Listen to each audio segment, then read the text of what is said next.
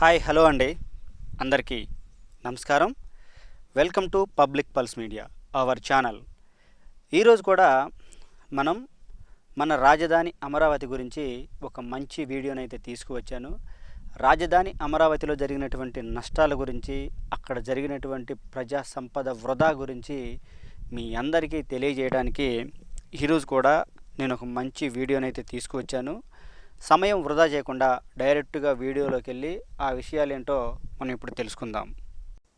మనం ఇప్పుడు రాజధానిలో జరిగినటువంటి నష్టం ఈ అంశంలో భాగంగా ఇక్కడ రాజధాని అమరావతిలో నిర్మించినటువంటి బ్రిడ్జిల గురించి అయితే మనం ఈరోజు తెలుసుకుందామండి. అన్ని బ్రిడ్జిల గురించి అయితే మనం మాట్లాడలేము కానివ్వండి, మనకు కనిపించినటువంటి బ్రిడ్జిల గురించి మీ అందరికైతే వివరిస్తాను. చూడండి, రాజధాని అమరావతిలో ఇక్కడ మనం చూస్తున్నటువంటి ఈ బ్రిడ్జిలు ఎలాంటి బ్రిడ్జిలు అడుగడుగున మనకు కనిపిస్తూ ఉంటాయండి. చూసారా, ఇవన్నీ కూడా అమరావతిలో నిర్మించదలిసినటువంటి బ్రిడ్జిల పైన అమర్చడానికి తయారు చేసినటువంటి గడ్డర్స్ అండి. ఇవన్నీ గడ్డర్స్ చూశారు కదా. ఇలాంటి బ్రిడ్జిలు, ఇలాంటి గడ్డర్లు, ఇలాంటి అసంపూర్తిగా నిర్మించినటువంటి బ్రిడ్జిలు అమరావతిలో మనకి బస్సులో కానీ, ఆటోలో కానీ, బైక్ పైన కానీ వెళుతూ ఉంటే ఇలాంటి బ్రిడ్జిలు మనకి అడుగడుగున కనిపిస్తూ ఉంటాయండి.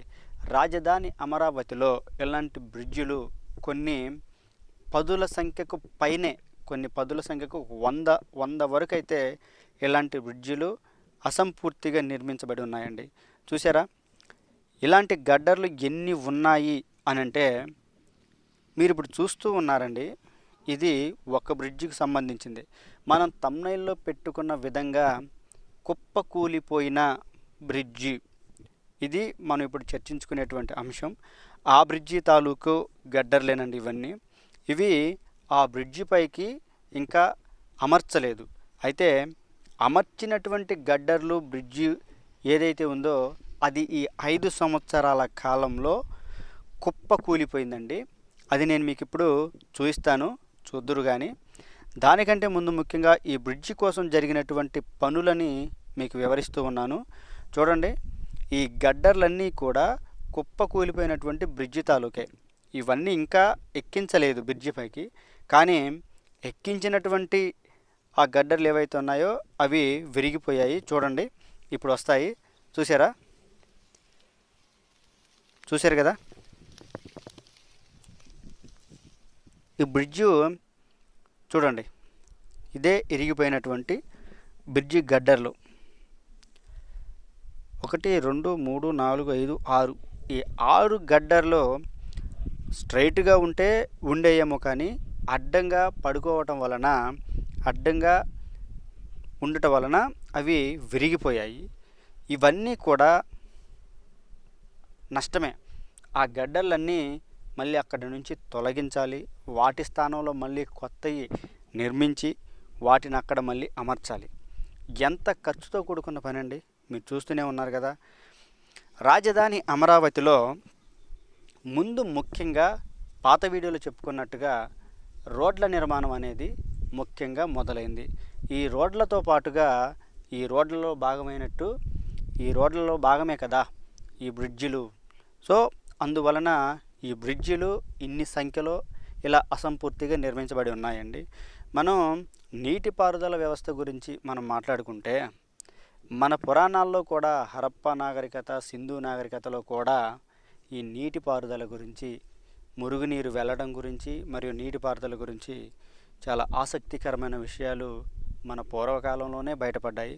అంతటి ప్రాముఖ్యత ఉంది కనుకనే నీటిపారుదల వ్యవస్థ కోసం ఈ కాలువలు కానీ, ఈ బ్రిడ్జిలు కానీ అమరావతిలో నిర్మించదలిచారు. ఇవన్నీ అసంపూర్తిగా ఉన్నాయండి. రాజధాని అమరావతిలో నీటి పారుదల కోసం మరియు నీటి లభ్యత కోసం చాలా ప్రాజెక్టులు, ఇలాంటివి ఎత్తిపోతల పథకాలు కానీ, చెక్ డ్యాములు కానీ, ఇలాంటివి చాలా నిర్మించారండి.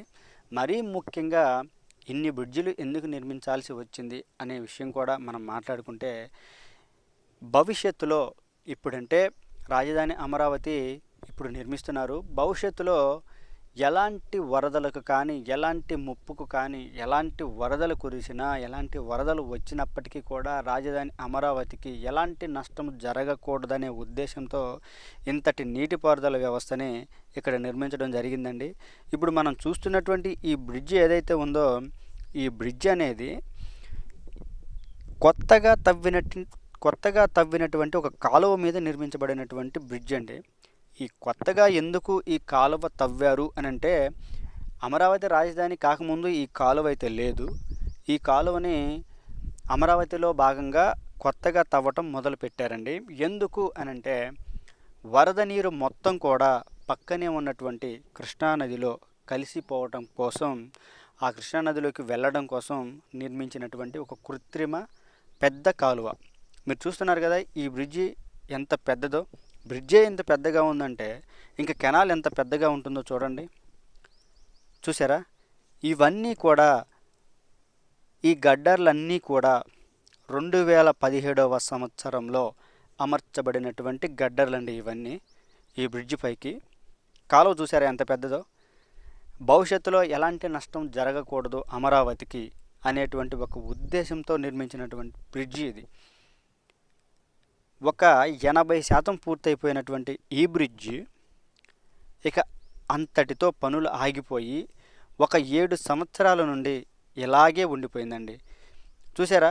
రాజధాని అమరావతిలో ఎంతటి ప్లానింగ్ జరిగిందో, ఎంత పనులు జరిగాయో మీరందరూ చూస్తూనే ఉన్నారు కదా.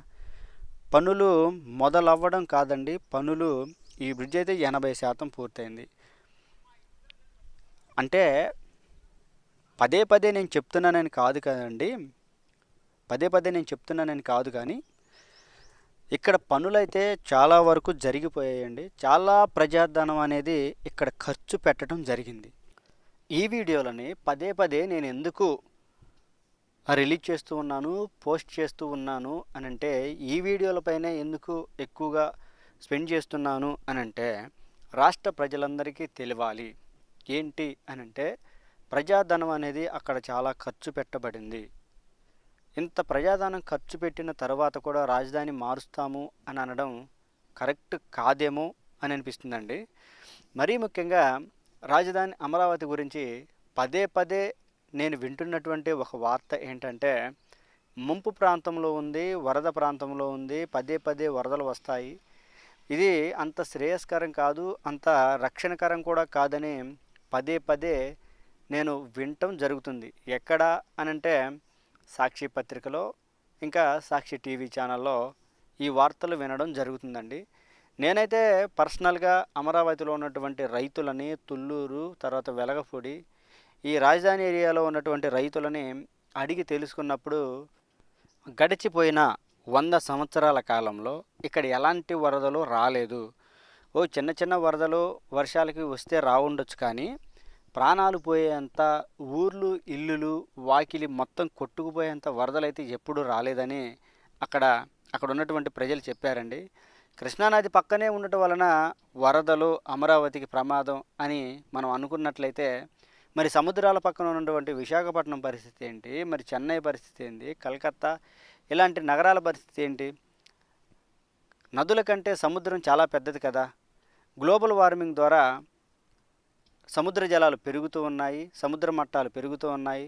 సముద్రం ఒడ్డున ఉన్నటువంటి ప్రధాన నగరాలు ఏవైతే ఉన్నాయో అవి కొన్నాళ్ళకి సముద్రంలో కలిసిపోతాయి అని మన శాస్త్రవేత్తలు పదే పదే చెప్తూ ఉన్నారు.